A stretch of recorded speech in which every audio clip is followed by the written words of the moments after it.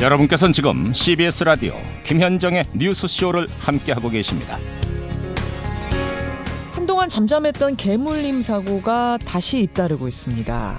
한 건은요, 도사견 한 마리가 주인이 개장 청소하는 사이에 도망을 쳐서 근처를 지나던 사람을 물어 숨지게 하는 사고였고요. 또 한 건은 부산에서 일어났는데 엘리베이터를 타고 주인과 함께 내려오던 대형견 한 마리가 엘리베이터 문이 열리자마자 그 앞에 서서 기다리던 30대 남성을 물어버린 겁니다. 근데 이 대형견은 온순한 견종이라고 해서 입마개 의무에서도 제외가 됐었던 종입니다. 그래서 다시 술렁일 수밖에 없는 상황인데요. 지난해에 분명히 대책을 만들었는데 그 대책이 부족했던 건지 아니면 별다른 뾰족한 방법이 없는 건지 이거 한번 짚어보겠습니다. 반려견 심리 전문가세요. 이응종 교수 만나보죠. 이 교수님 안녕하세요. 네, 안녕하세요. 반갑습니다. 이용조입니다. 아니, 이 부산 엘리베이터 개물림 사고요. 네네. 이게 참 희한한데 제가 CCTV를 보니까 문이 열리자마자 바로 공격을 해요. 그러니까 피해 남성이 무슨 행동을 취하거나 한 게 전혀 없는데 바로 물어버렸어요. 이건 왜 그런 거죠? 네, 보통 엘리베이터라는 갇혀진 공간이거든요. 예. 갇혀진 공간에서 문이 열리게 되면 걔들은 순간적으로 이제 앞으로 뛰쳐나가는 본능들이 있거든요. 예. 걔들은 이제 돌발 상황 같은 거 일어날 수가 있는 거죠. 그러니까 갇혀 있다가 나가고자 하는 욕구 때문에 앞으로 나가는데 앞에 장애물이 서 있었던 거예요. 말하자면 사람이. 그렇죠. 그렇다 보면 서로들 순간적으로 놀랬던 그런 것들이 컸을 거예요. 서로 놀래면서 뭐 사람이 개를 물 일은 없는데 개가 사람을 물어버린 거군요. 네네. 그렇죠. 근데 이런 사고들 때문에 지난해 한바탕 떠들썩했고 그래서 법이 네네. 개정되지 않았습니까? 네. 지금 이 법적으로 맹견으로 분류되어 있는 거는 입마개 착용을 해줘야 되는데 예. 지금 이번 사건이 일어났던 개는 예. 맹견 분류가 되어 있지 않다 보니까 우리 반려자분께서도 이제 입마개를 착용해야 된다는 그 의무감에 대해서 이해를 못하고 계신 부분도 상당히 클 거예요. 그러니까 입마개를 착용해야 되는 의무가 없었던 종인 거죠? 그렇죠. 이 올드 잉글쉽도 이 품종은 예. 입마개 착용에서 제외가 됐던 품종입니다. 그렇죠. 그러면은 주인도 법적으로 잘못한 게 없고 이번에 피해당한 남성도 어떤 도발적인 행동을 전혀 한 게 없고 양쪽 다 잘못한 건 없는 상황인데 사고는 벌어진 거네요.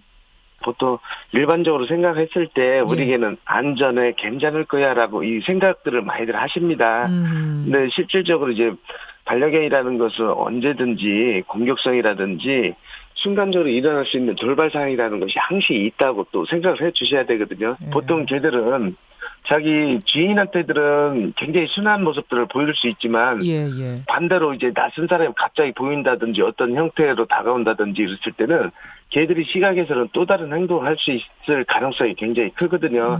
이것은 언제든지 그럴 가능성이 있다고 염두에 두시고 이제 이렇게 특히 외출 시 개들이 집 안에 있다가 나가려고 했을 때는 개들의 흥분 정도가 굉장히 높아지거든요. 이 높아지는 것을 평상시에 미리 안정을 취하고 나서 나가는 것들을 미리 교육을 시켜주는 것이 매우 필요로 합니다. 그러니까 개의 기본 본성이 야생성, 공격성을 가지고 있는 건데 아무리 반려견이라고 하더라도.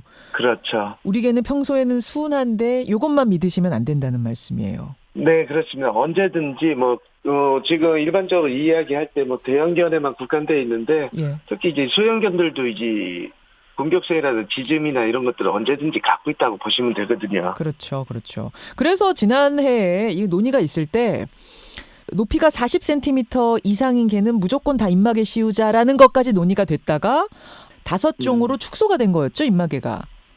네, 그렇습니다. 근데 제일 중요한 것은 모든 개를 입마개를 의무화하는 것도 그것도 제도적으로는 큰 문제가 또 사실 있어요.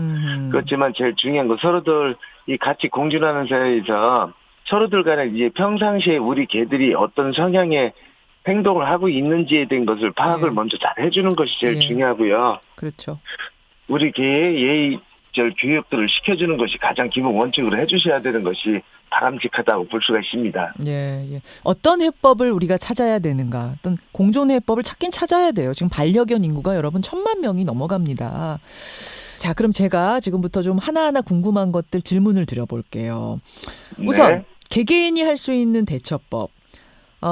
개주인 입장에서 볼 때 내 개가 다른 사람에게 덤비려고 하는 것 같다. 좀 네네.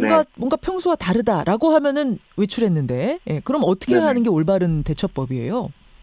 네, 가장 기본적으로 공격성 보이려고 하는 행동이라는 것은 예. 뭐 기gem이 시작된다거나 나가려고 하는 욕구가 아. 강한 반려견들이 있거든요. 짖어요, 개가. 예, 예. 예. 그럴 때는 사전에 미리 차분하게 할 수 있게끔 만들어주는 것이 가장 기본 동작이고요. 예. 그다음에 또 사람이 안고 있을 때 으르렁거리는 행위를 또 할 거예요. 그런 게 있어요. 예. 예, 이런 으르렁거리는 행위를 한다고 하는 반려견들은 공격성을 또 보일 수가 있을 가능성이 굉장히 높고요. 아하. 차분하게 걸어가다 저 멀리서 예. 사람이 오거나 아니면 또 다른 반려견이 왔을 때 걔들이 동작이 커지고 예. 집중하는 것이 있어요. 똑바로 바라보는 개들. 음흠. 네, 이런 개들도 또 공격성이나 경계심이 또 커질 수가 있거든요. 네. 이런 동작을 보였을 때 역시 마찬가지로 통제라든지 이걸 정확하게 해줌으로써 예. 개들이 흥분 정도를 가라앉히고 멈출 수 있도록 교육이 필요한 겁니다. 평소에 아무리 온순한 개여도 이런 특징을 보일 때는 견주가 개 주인이 바짝 긴장을 하셔야 된다는 얘기고 또 그렇죠. 뭐 엘리베이터 같은 좁은 공간에 있다가 나오는 경우 이럴 때 이번 사고 경우가 그런 경우인데 어떻게 해야 되나요?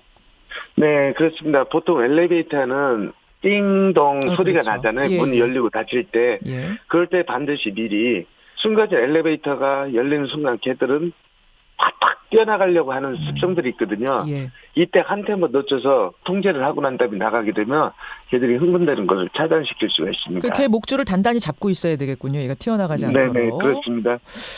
알겠습니다. 견주 입장에서 할 수 있는 행동들 그런 거.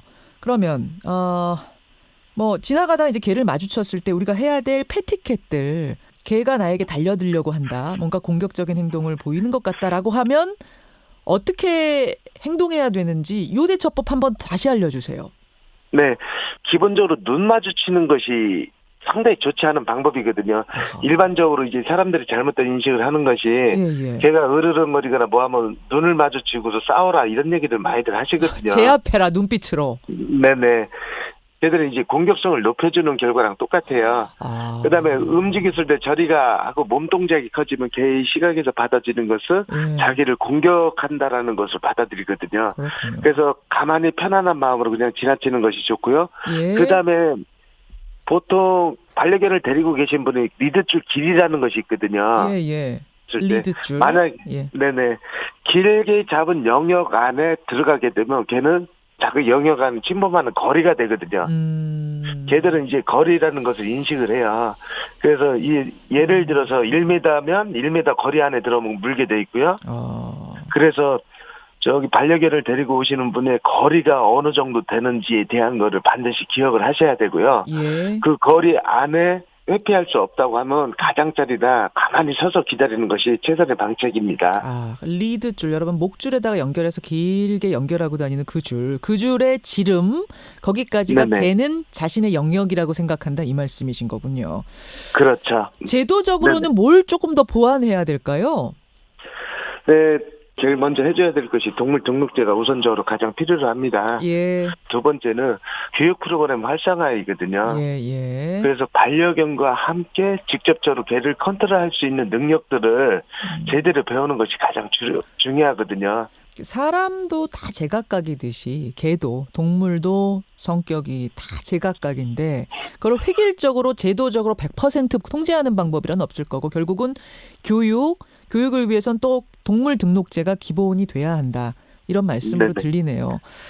네, 알겠습니다. 맞습니다. 예. 여기까지 오늘 말씀 듣도록 하죠. 이웅종 교수님 고맙습니다. 네, 감사합니다. 예, 잇따르고 있는 개물림 사고 다시 한번 짚어봤습니다.